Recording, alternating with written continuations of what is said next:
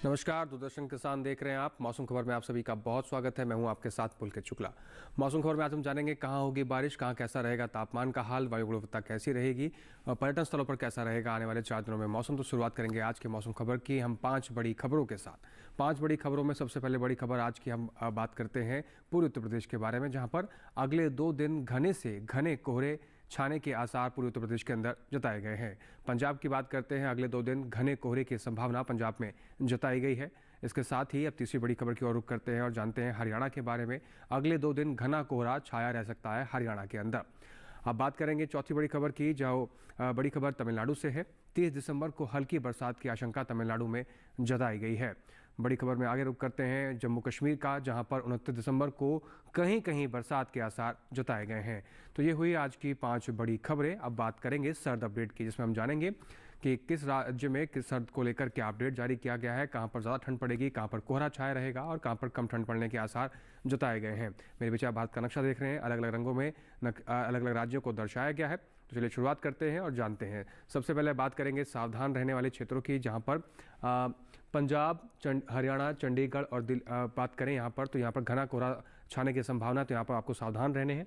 और उसके बाद पश्चिमी उत्तर प्रदेश, पश्चिमी राजस्थान, पूर्वी राजस्थान, पश्चिमी मध्य प्रदेश, पूर्वी मध्य प्रदेश, पूर्वी उत्तर प्रदेश, उड़ीसा, जो पीले रंग में देख रहे हैं आप, यहाँ पर आपको नजर बनाए रखनी है। यहाँ पर भी किसी किसी क्षेत्र में घना कोहरा बनाए रखने की संभावना है। बाकी राज्यों को लेकर कोई अपडेट यहाँ पर जारी नहीं किया गया है। अब बात करेंगे मौसम पूर्वानुमान की, यानी आने वाले 24 से 48 घंटों में कहाँ ज़्यादा बारिश होगी, कहाँ कम बरसेंगे बादल, कैसा रहेगा मौसम, इसकी बात करते हैं। लद्दाख, लेह, जम्मू कश्मीर, श्रीनगर, गिलगित, हिमाचल प्रदेश, पंजाब की बात करें कोई बरसात नहीं है। उत्तराखंड, हरियाणा, दिल्ली कोई बरसात नहीं है। पश्चिमी उत्तर प्रदेश, पूर्वी उत्तर प्रदेश की अगर हम बात करें तो आने वाले 24 से 48 घंटे में यहाँ पर किसी भी राज्य में कोई बरसात होने का अनुमान नहीं है। तो मौसम पूर्वानुमान में इन राज्यों को लेकर कोई बरसात का अलर्ट यहाँ पर जारी नहीं किया गया, यानी इन राज्यों के अंदर कोई भी बरसात आने वाले 24 घंटों में या 48 घंटों में देखने को नहीं मिलेगी। आगे बढ़ते हैं पूर्वोत्तर राज्यों की तरफ, जहाँ पर अरुणाचल प्रदेश, असम, मेघालय, नागालैंड, मणिपुर, त्रिपुरा, मिजोरम, यहाँ पर कुछ क्षेत्रों में कहीं कहीं बारिश होने के आसार जताए गए हैं।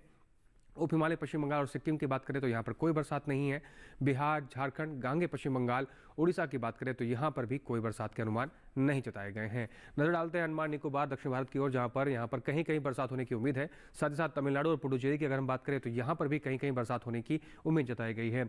लक्षद्वीप की बात कर लेते हैं, यहाँ पर भी कहीं कहीं बरसात है। रायलसीमा, तटीय आंध्र प्रदेश में कहीं कहीं बारिश है। तेलंगाना, भीती दक्षिण कर्नाटक, भीती उत्तर कर्नाटक में कोई भी बरसात होने की उम्मीद जताई नहीं गई है। मध्य भारत की ओर रुख करते हैं, जहाँ पर पूर्वी मध्य प्रदेश, छत्तीसगढ़, विदर्भ, पश्चिमी मध्य प्रदेश, मराठवाड़ा, मध्य महाराष्ट्र, कोंकण, गोवा, बरसात कोई नहीं है यहाँ पर भी। पूर्वी राजस्थान, पश्चिमी राजस्थान में भी बरसात होने की कोई उम्मीद जताई नहीं गई है। कच्छ, सौराष्ट्र, दमन और दीव, गुजरात की अगर हम बात करें तो यहाँ पर भी बरसात होने की कोई उम्मीद यहाँ पर आने वाले 24 से 48 घंटों में जताई नहीं गई है। अब बात करेंगे मौसम की चाल की, जहाँ पर पिछले 24 घंटों में कहाँ कहाँ बारिश हुई, नजर डाल लेते हैं।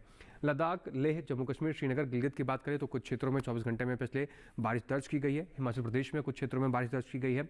पंजाब के कुछ क्षेत्रों में, हरियाणा के पंजाब के कुछ क्षेत्रों में बारिश दर्ज की गई है और कहीं कहीं पर हल्के फुल्के कोहरे देखने को मिले हैं। हरियाणा में भी कुछ क्षेत्रों में कोहरा छाया रहा है। पूर्व राजस्थान और पश्चिमी राजस्थान के कुछ क्षेत्रों में हल्की हल्की बारिश, बूंदाबांदी देखने को पिछले 24 घंटे में मिली है।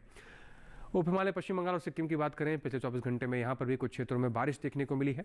साथ ही साथ गांगे पश्चिम बंगाल और उड़ीसा की बात करें तो यहाँ पर भी पिछले 24 घंटे में हल्की फुल्की ड्रिजलिंग देखने को, यानी कि हल्की फुल्की बौछार देखने को मिली है।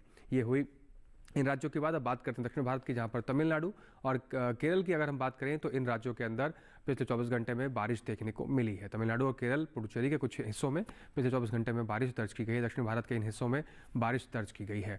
मध्य भारत की ओर रुख करेंगे, जहाँ पर पूर्वी मध्य प्रदेश और पश्चिमी मध्य प्रदेश की बात करें तो यहाँ पर भी कुछ क्षेत्रों के अंदर हल्की फुल्की बौछार देखने को मिली है।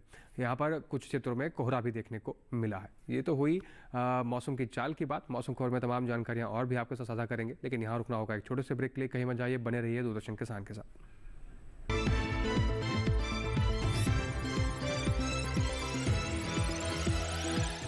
रोज सब्जी का स्वाद बढ़ाए और घर वालों का प्यार पाए। गोल्डी सब्जी मसाले, जहाँ जाए रिश्ते बढ़ाए, गोल्डी मसाले। Happy birthday my dear. अरे ये क्या, ऐप से लोन? मेरी नई स्कूटी के लिए। ओए बनो सयानी, नहीं तो पैसों पे फिर जाएगा पानी। मतलब? सुनो, ऑनलाइन लर्निंग ऐप्स को जांच परख कर आरबीआई अधिकृत बैंक एनबीएफसी से ही आप लोन लीजिए। अनधिकृत ऐप्स या अनजान लोगों से निजी जानकारी शेयर करना यानी धोखा। दादू, हाँ? बन गई सियानी। गिफ्ट नहीं खोलेंगे? आरबीआई कहता है इनसे सुनिए। जानकार बनिए, सतर्क रहिए।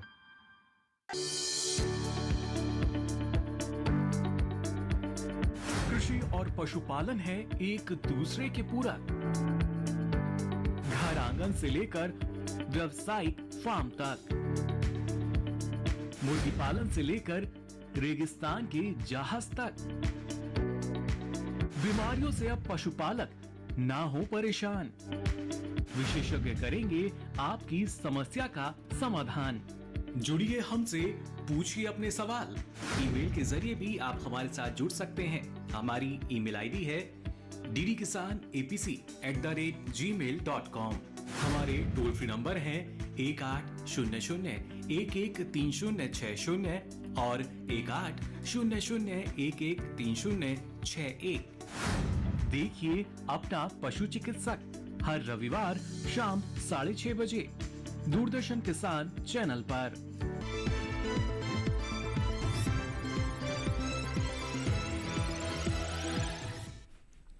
ब्रेक के बाद एक बार फिर से आप सभी का बहुत स्वागत है। आप सभी देख रहे हैं मौसम खबर। मौसम खबर में अब हम बात करेंगे कि देश के अलग अलग राज्यों में तापमान का क्या हाल रहा, कहां पर न्यूनतम तापमान क्या दर्ज किया गया है और कहां पर अधिकतम तापमान का क्या हाल रहा है। तो चलिए शुरुआत करते हैं और जानते हैं तापमान का हाल। तापमान के हाल में सबसे पहले न्यूनतम तापमान की बात करेंगे, जहां हम पूर्वी उत्तर प्रदेश की बात करते हैं, जहां पर न्यूनतम तापमान 3.1 से 5 डिग्री सेल्सियस सामान्य से ज़्यादा दर्ज किया गया है। न्यूनतम तापमान का हाल पूर्वी उत्तर प्रदेश के अंदर कुछ इस प्रकार से है जो आपकी टेलीविजन स्क्रीन पर आप देख पा रहे हैं। इसके बाद न्यूनतम तापमान में आगे बढ़ते हैं और बात करेंगे बिहार, मेघालय और असम की। इन 3 जगहों पर न्यूनतम तापमान 3.1 से 5 डिग्री सेल्सियस सामान्य से ज़्यादा दर्ज किया गया है। न्यूनतम तापमान में आगे बढ़ते हैं और बात करते हैं पूर्वोत्तर राज्यों में नागालैंड, मणिपुर, मिजोरम और त्रिपुरा की। तो इन राज्यों के अंदर न्यूनतम तापमान का हाल 5 डिग्री सेल्सियस सामान्य से ज़्यादा दर्ज किया गया है। इसके बाद न्यूनतम तापमान में भीतरी उत्तर कर्नाटक की बात करेंगे। यहाँ पर न्यूनतम तापमान 1.6 से 3 डिग्री सेल्सियस सामान्य से कम दर्ज किया गया है। न्यूनतम तापमान का हाल यहाँ पर कुछ इस प्रकार से रहा है। आगे बढ़ते हैं। पश्चिमी राजस्थान, गुजरात, मध्य महाराष्ट्र और पूर्वी मध्य प्रदेश के अंदर न्यूनतम तापमान का हाल 3.1 से 5 डिग्री सेल्सियस सामान्य से ज़्यादा दर्ज किया गया है। न्यूनतम तापमान का हाल इन राज्यों के अंदर कुछ इस प्रकार से रहा है। इसके साथ ही सबसे कम तापमान न्यूनतम तापमान देश के पंजाब में अमृतसर और हरियाणा के भिवानी में दर्ज किया गया, जो कि 6.2 डिग्री सेल्सियस दर्ज किया गया है। सबसे कम तापमान देश के अंदर इन जगहों पर दर्ज किया गया, जो कि कुछ इस प्रकार से रहा है। अब बात करते हैं अधिकतम तापमान की, जहां पर लद्दाख, लेह, जम्मू कश्मीर, श्रीनगर, गिलगित, हिमाचल प्रदेश, पंजाब, चंडीगढ़, हरियाणा, दिल्ली, उत्तराखंड, इन राज्यों के अंदर अधिकतम तापमान 3.1 से 5 डिग्री सेल्सियस सामान्य से ज़्यादा दर्ज किया गया है। अधिकतम तापमान का जो हाल इन राज्यों के अंदर है वो कुछ इस प्रकार से रहा है। इसके साथ ही आगे बढ़ते हैं और बात करते हैं पूर्वी उत्तर प्रदेश, बिहार और छत्तीसगढ़ की। तो इन 3 राज्यों के अंदर अधिकतम तापमान का हाल 3.1 से 5 डिग्री सेल्सियस सामान्य से ज़्यादा दर्ज किया गया है। आगे बढ़ते हैं अधिकतम तापमान में और जानते हैं उड़ीसा के बारे में। यहाँ पर अधिकतम तापमान 1.6 से 3 डिग्री सेल्सियस सामान्य से कम दर्ज किया गया है। अधिकतम तापमान का हाल उड़ीसा के अंदर कुछ इस प्रकार से रहा है, जो आप अपने टेलीविजन स्क्रीन पर आप देख पा रहे हैं। आगे बढ़ते हैं और पश्चिमी राजस्थान, कच्छ और सौराष्ट्र की अगर हम बात करें तो यहाँ पर अधिकतम तापमान 3.1 से 5 डिग्री सेल्सियस सामान्य से ज़्यादा दर्ज किया गया है। अधिकतम तापमान का हाल यहाँ पर कुछ इस प्रकार से रहा है। इसके साथ ही देश में सबसे अधिक तापमान तटीय कर्नाटक के होनावर में दर्ज किया गया, जो कि 35.8 डिग्री सेल्सियस दर्ज किया गया है। ये हुआ न्यूनतम और अधिकतम तापमान। इसके साथ ही देश के अन्य हिस्सों में न्यूनतम और अधिकतम तापमान का क्या हाल रहा, आइए नजर डाल लेते हैं।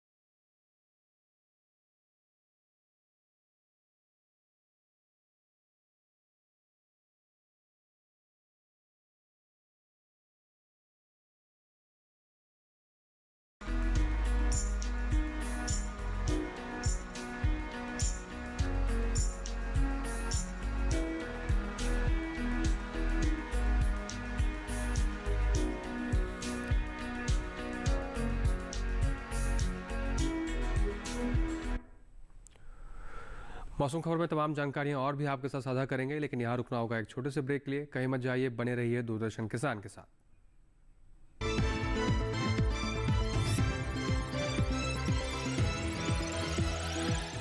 रोज सब्जी का स्वाद बढ़ाए और घर वालों का प्यार पाए। गोल्डी सब्जी मसाले। जहाँ जाए रिश्ते बढ़ाए गोल्डी मसाले।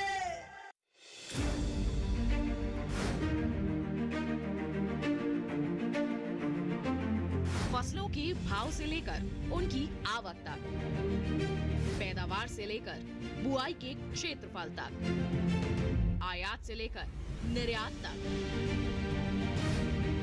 घरेलू से लेकर वैश्विक बाजार तक, मंडियों की सही और ताजा जानकारी पाएं।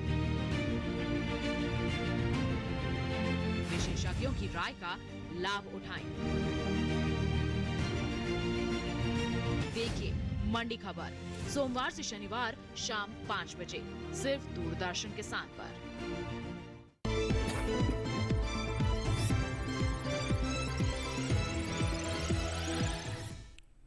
ब्रेक के बाद एक बार फिर से आप सभी का बहुत स्वागत है। आप सभी देख रहे हैं मौसम खबर।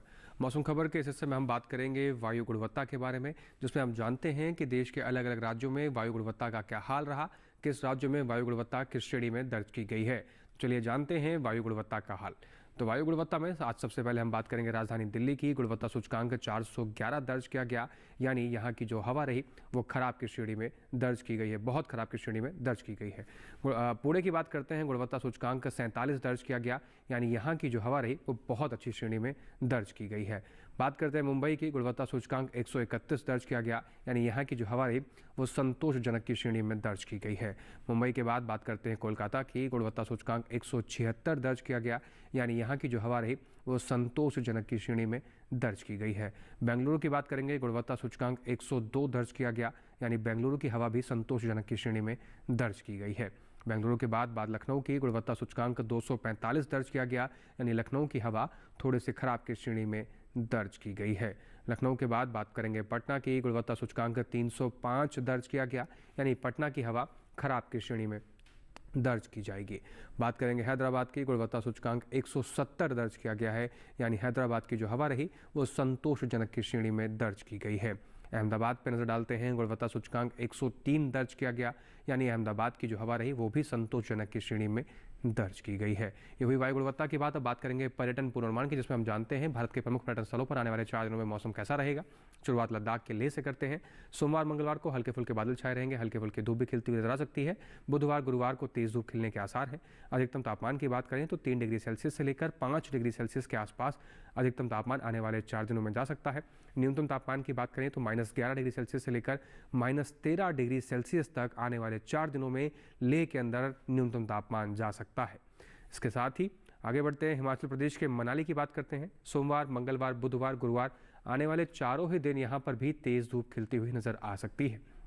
अधिकतम तापमान की बात करें तो 13 डिग्री सेल्सियस से लेकर 14 डिग्री सेल्सियस तक अधिकतम तापमान मनाली में आने वाले 4 दिनों में जा सकता है। न्यूनतम तापमान -1 डिग्री सेल्सियस से लेकर -2 डिग्री सेल्सियस तक न्यूनतम तापमान मनाली में आने वाले 4 दिनों में जा सकता है। तो मनाली घूमने की अगर तैयारी आप कर रहे हैं तो कुछ उस प्रकार से मौसम के लिए तैयार रह सकते हैं। उत्तराखंड के नैनीताल की बात करते हैं। सोमवार मंगलवार बुधवार गुरुवार यहाँ पर भी चारों दिन तेज धूप खिलने के आसार जताए गए हैं। अधिकतम तापमान की अगर हम बात करें तो 19 डिग्री सेल्सियस से लेकर 20 डिग्री सेल्सियस के आसपास आने वाले 4 दिनों में नैनीताल में अधिकतम तापमान जा सकता है। वहीं न्यूनतम तापमान 7 डिग्री सेल्सियस से लेकर 8 डिग्री सेल्सियस के आसपास न्यूनतम तापमान नैनीताल में आने वाले 4 दिनों में रह सकता है। नैनीताल के बाद राजस्थान के अजमेर की बात करते हैं। राजस्थान के अजमेर में सोमवार मंगलवार को तेज धूप खिलने के आसार हैं। बुधवार को हल्के फुल्के बादल छाए रहेंगे, हल्की फुल्की धूप भी खिलती हुई नजर आ सकती है। गुरुवार को फिर से मौसम बदलेगा और तेज धूप खिलती हुई नजर आ सकती है। अधिकतम तापमान की अगर हम बात करें तो 24 डिग्री सेल्सियस से लेकर 26 डिग्री सेल्सियस तक अधिकतम तापमान अजमेर में आने वाले 4 दिनों में जा सकता है। न्यूनतम तापमान 12 डिग्री सेल्सियस से लेकर 14 डिग्री सेल्सियस तक जा सकता है आने वाले 4 दिनों में। सिक्किम के गंगटोक की बात करें अगर तो सोमवार को हल्के फुल्के बादल छाए रहेंगे, हल्की फुल्की धूप खिलती हुई नजर आ सकती है।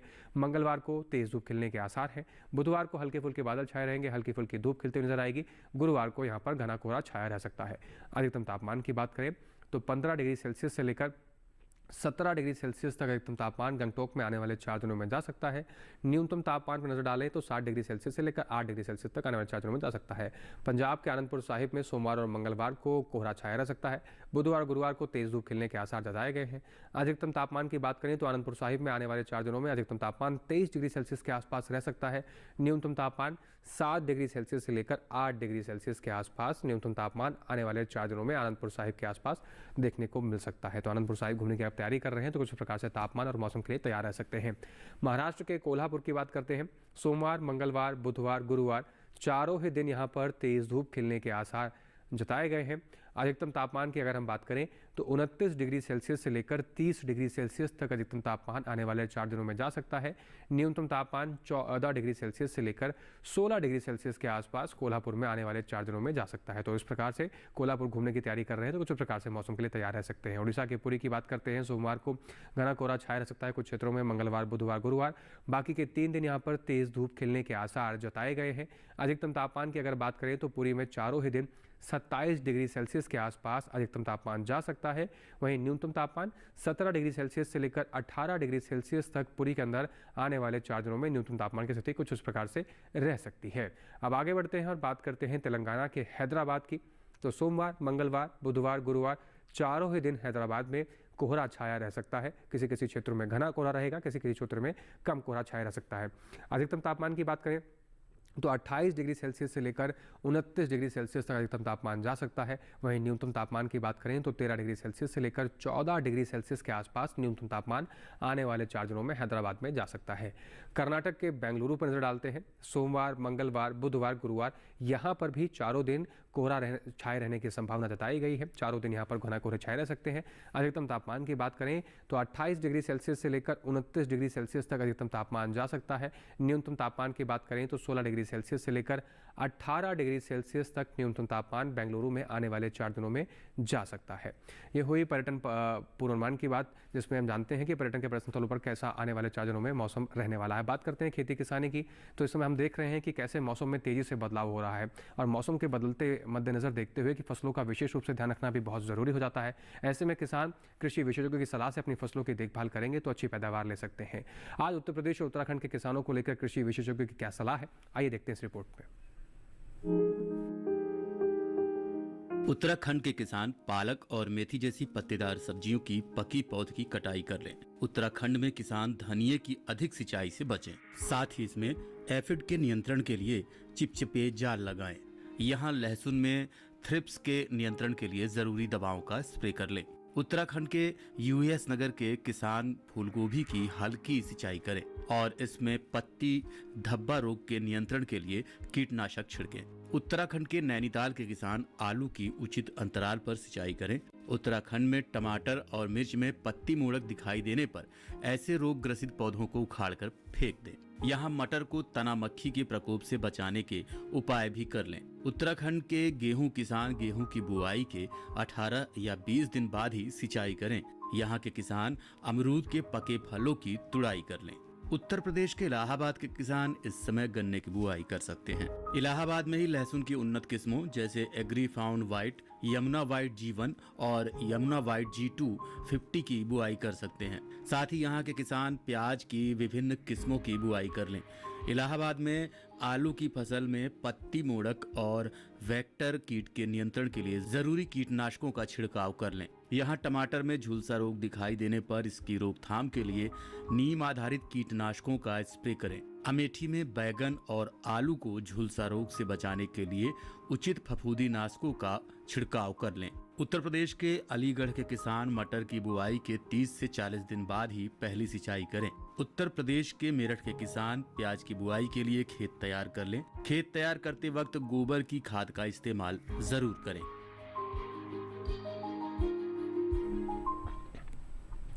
उत्तर प्रदेश और उत्तराखंड के किसानों के समय समय देश के बाकी हिस्सों के किसान भी कृषि विशेषज्ञों की सलाह से ही अपनी फसलों की देखभाल करें, तभी आप अच्छी पैदावार ले सकते हैं। अब बात करेंगे आज की फसल की। तो आज की फसल हमारी पालक की फसल रहने वाली है। जैसे कि आप सभी जानते हैं कि पालक के पत्तों का कई तरह से इस्तेमाल किया जाता है और पालक में काफ़ी पोषक तत्व पाए जाते हैं। अब पालक की खेती को लेकर क्या कुछ विशेष है, आइए देखते हैं इस रिपोर्ट में। इस समय पालक की बुआई की जा सकती है। पालक को मैदानी और पहाड़ी दोनों क्षेत्रों में बोया जा सकता है। मैदानी इलाकों में सर्दी के मौसम में ये ज्यादा बोई जाती है। वैसे तो इसे किसी भी प्रकार की मिट्टी में बोया जा सकता है, फिर भी दोमट मिट्टी इसके लिए सर्वोत्तम मानी जाती है। अलग अलग राज्यों के लिए अलग अलग किस्में हैं। किसान वैज्ञानिकों से सलाह लेकर बीज का चुनाव कर सकते हैं। अच्छी नमी से बुआई करने पर तुरंत सिंचाई की जरूरत नहीं पड़ती। फिर भी बुआई के 8 से 10 दिन बाद सिंचाई करना आवश्यक है। इसके बाद 10 से 15 दिन के अंतराल पर सिंचाई करते रहें। पत्तियों की हर कटाई के बाद सिंचाई करना ना भूलें। खरपतवार नियंत्रण के लिए बोने के 15 से 20 दिन बाद पहली निराई गुड़ाई कर दें।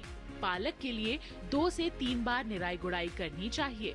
पत्तेदार सब्जियों में आमतौर पर बीमारी नहीं लगती, फिर भी अगर बीमारी लग जाए तो कटाई के बाद दवा छिड़कें ताकि पत्तियों पर दवाई का असर ना हो।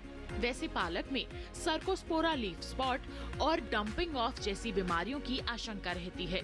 लीफ माइनर, चैंपा, माहू और इल्ली जैसे कीट पालक की पत्तियों को नुकसान पहुंचा सकते हैं।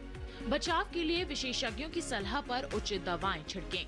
ध्यान रखें कि फसल में किसी भी प्रकार की दवा का छिड़काव करने से पहले कृषि विशेषज्ञों से सलाह जरूर लें। पालक की 1 हेक्टेयर में 80 से 100 क्विंटल तक पैदावार होती है। इसे कई बार काटा जा सकता है।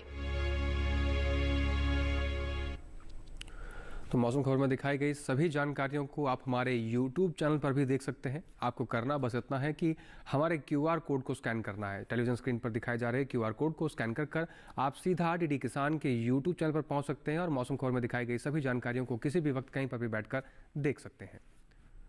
उम्मीद करते हैं कि मौसम खबर में सभी जानकारियाँ जो आपको दिखाते हैं वो आपके काम आ रही होगी और उनसे आपको लाभ भी मिल रहा होगा। आज के मौसम खबर के विशेष प्रसारण में फिलहाल इतना ही। मुझे दीजिए इजाजत और देखते रहिए दूरदर्शन किसान। नमस्कार।